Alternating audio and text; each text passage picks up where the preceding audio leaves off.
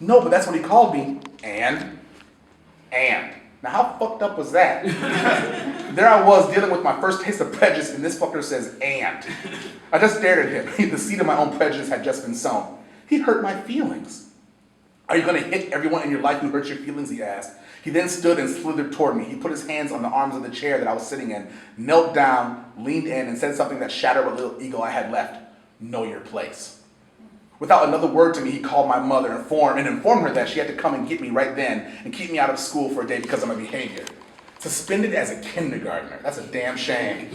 Of course, he omitted the fact that I was called a nigger. After speaking with my mother, he waved his hand and shooed me out of his office. As I was waiting for my mom, all of those emotions were rippling through me. I was mad, sad, confused all at the same time.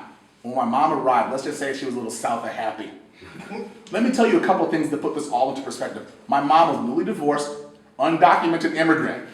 We had next to no money and weren't getting any type of child support, so she was a bit bitter to anything to do with me or my father. And since I was my father's son, I got it doubly bad. We had no car, so she had to take a long-ass subway and bus ride to come retrieve me. And on top of all this, she really wanted to be white.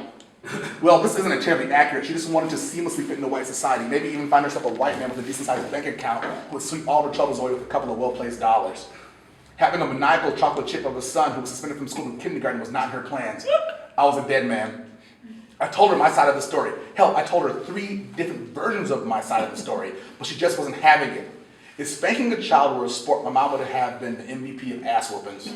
She beat me with such glee that I thought she would never stop. She beat me until her arm grew tired, and then she sent me off to my room. I got in fights all the time on the block, and she never got that mad. Well, I never used yardsticks from them either, but still. Little did I know that my mom was dealing with an unchecked mental and physical illness for most of her life, but back then I labeled her my enemy.